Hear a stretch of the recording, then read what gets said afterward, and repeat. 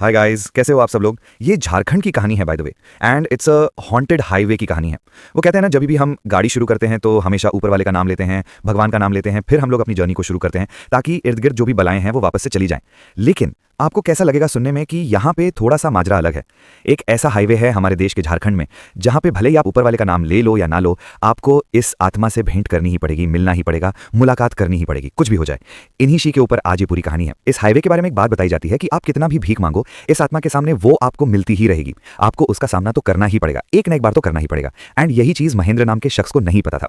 Mahendra was a truck driver and उसको नहीं पता था इन सब चीजों के बारे में। वो एकदम अनजान था इन सारी चीजों के बारे में। इट्स लाइक बहुत एकदम कोहरा छाया हुआ था एंड उसको बहुत ज्यादा घबराहट भी हो रही थी क्योंकि इतना ज्यादा कोहरा है, कभी भी कुछ भी हादसा हो सकता है यहाँ पे। उसने अपनी पार्किंग लाइट ऑन करके रखी थी एंड जब जब वो गाड़ी आगे चल रही थी, स्लो चला रहा था पहले तो गाड़ी, लेकिन स्लो चलाने के बावजूद वो हॉर्न भी बजाया जा रहा था कि आगे कोई भी गाड़ी हो उसको इत्तला हो जाए कि मतलब हाँ कोई तो पीछे से आ रहा है। लेकिन उसको एक चीज का बहुत ज्यादा ताज्जुब था कि इतना वक्त हो चुका है इस हाईवे के ऊपर कि मुझे कोई इंसान दिखाई नहीं है यहाँ पे। ना इंसान दिख रही है, ना गाड़ियां दिख रही है, ना ट्रक दिख रहा है। ये कैसे हो सकता है? उसको बहुत ज्यादा घबराहट हो रही थी ये सोच के कि क्या मैं अकेला तो नहीं हूं इस हाईवे पे। अगर वो है तो बहुत खतरनाक बात है क्योंकि किलोमीटर्स किलोमीटर्स तक मेरे इर्द गिर्द कोई भी नहीं है।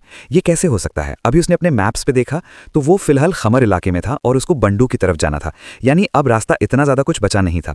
लेकिन अब रात हो रही है, प्लस बारिश हो रही है, प्लस इतना ज्यादा कोहरा छाया हुआ है हर जगह पे। मतलब it is really a very like 50-50 type का कुछ यहाँ पे सीन था कि एक्सीडेंट हो भी सकता है, नहीं भी हो सकता है ऐसा। क्योंकि आपको आधी रात में अगर ऐसा सिचुएशन है तो आपको आपकी आंखें खोलकर ही रखना पड़ेगा, वरना ये वही सीन है, नजर हटी दुर्घटना घटी। और शायद इसी कारण महेंद्र के साथ भी हादसा हुआ। इतने ठंडे मौसम में वो गाने सुनते सुनते जा रहा था एंड उसको अभी ऐसा लग रहा था कि गाना कोई और गुनगुना रहा है यहाँ पे।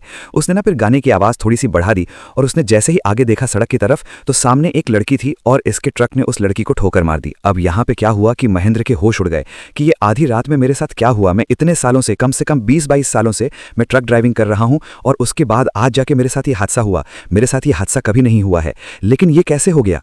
बहुत डर चुका था वो। लेकिन अब उसने बोला कि अब मैंने टक्कर मारी है, मैं ऐसा भाग तो नहीं सकता, मुझे of course I have to accept it. वो गाड़ी से नीचे उतरा। जैसे उसने अपने पैर उस रास्ते के ऊपर रखे, एकदम ठंडा रास्ता था वो, बारिश भी हो रही थी, उसके साथ साथ रास्ते पे सिर्फ और सिर्फ कोहरा छाया हुआ था, उसको कुछ भी नहीं दिख रहा था। लेकिन जब वो उस लड़की के पास गया और उसने जब उसकी शक्ल देखी, वो चौंक चुका था। ऐसा लग रहा था कि वो लड़की आज से नहीं कई बरसों से यहाँ पे मरी पड़ी है। उसके चेहरे पे सिर्फ कंकाल नजर आ रहा था, उसके पूरे बदन पे मांस के सिर्फ छोटे छोटे टुकड़े थे, बाकी सिर्फ और सिर्फ उसकी हड्डियां दिख रही थीं।